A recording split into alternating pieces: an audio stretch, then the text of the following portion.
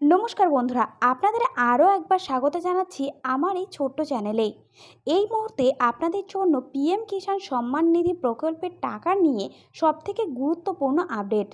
এবার কৃষকরা এই প্রকল্পের টাকা কবে থেকে তাদের ব্যাংকে পাবে এই নিয়ে নতুন তথ্য জারি করা হয়েছে। আপনারা অনেকেই জানেন যে সদ্যই প্রধানমন্ত্রী নরেন্দ্র মোদী তৃতীয়বারের জন্য দেশের প্রধানমন্ত্রী নির্বাচিত হয়েছেন। আর প্রধানমন্ত্রী হয়ে প্রথমেই তিনি সাধারণ মানুষের জন্য 20,000 কোটি টাকার অনুমোদন দিয়েছেন। এক্ষেত্রে পিএম কিষাণ সম্মান নিধি প্রকল্পের সাথে যুক্ত সকল কৃষকরা এদিন থেকে 6,000 টাকা করে পাবে। তবে নির্দেশিকায় আবার এটাও জানিয়ে দেওয়া হয়েছে যে প্রচুর কৃষক এবার এই প্রকল্পের টাকা পাবে না।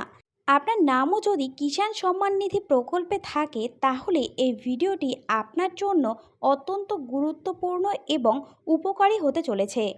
কারণ এই ভিডিওটির মধ্যে আমি বিস্তারিতভাবে আপনাদের জানিয়ে দেব ঠিক কবে আপনারা কিষাণ সম্মান নিধি প্রকল্পের এবারে টাকা পাবেন। টাকা পেতে কি করতে হবে সমস্ত তথ্য আপনারা এখানে জানতে পারবেন। তাই এই সম্বন্ধে ভালোভাবে জানতে আপনারা ভিডিওটিকে খুব ভালো করে শেষ পর্যন্ত দেখে নিন। এ বিষয়ে সমস্ত তথ্য আপনাদের এবার জানাবো। তার আগে বলে দিচ্ছি, আপনি যদি আমাদের চ্যানেলের নতুন দর্শক হয়ে থাকেন তাহলে এরকম গুরুত্বপূর্ণ ভিডিওর আপডেট নিয়মিত পেতে চ্যানেলটিকে সাবস্ক্রাইব করে রাখুন।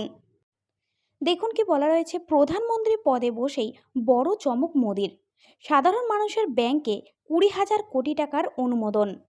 দায়িত্ব নেওয়ার পরে প্রথম সরকারি আইন হিসেবে প্রধানমন্ত্রী কিষাণ নিধির 17তম কিস্তি প্রকাশের অনুমোদন দিয়েছেন। সম্মান নিধি প্রকল্পের 6,000 টাকা দেওয়ার প্রসেস শুরু হলো। তবে এই কাজ না সেরে রাখলে পাবেন না এই 6,000 টাকা। 2019 সালে প্রধানমন্ত্রী শ্রী নরেন্দ্র মোদী চালু করেছিলেন কিষাণ সম্মান নিধির প্রকল্প, যার লক্ষ্য সারা দেশে চাষযোগ্য জমি সহ জমির মালিক কৃষক পরিবারকে সাহায্য দেওয়া। এই প্রকল্পের আওতায় প্রতি বছর 6,000 টাকা দেয় সরকার। 2,000 টাকা 3টি মাসিক কিস্তিতে সরাসরি সুবিধাভোগীদের ব্যাংকের অ্যাকাউন্টে এই টাকা পাঠানো হয়। তো চলুন দেখে নেওয়া যাক কারা কারা পাবে না এই প্রকল্পের সুবিধা। দেখুন, এখানে 1 নম্বরে জানানো হয়েছে ডাক্তার, ইঞ্জিনিয়ার, সিএর মতো পেশাদাররা এই কিস্তির সুবিধা নিতে পারবেন না। দেখুন, এ বিষয়ে আরও জানানো হয়েছে যদি একজন প্রবীণ নাগরিক 10,000 টাকার বেশি পেনশন পান বা সরকারি চাকরি থেকে অবসরপ্রাপ্ত কর্মচারী হন তাহলে তিনিও এই প্রকল্পের সুবিধা নিতে পারবেন না। এই বিষয়ে 3 নম্বরে জানানো হয়েছে যাদের ব্যাংক অ্যাকাউন্ট আধার কার্ডের সঙ্গে লিঙ্ক করা নেই তারাও এই কিস্তির টাকা পাবেন না।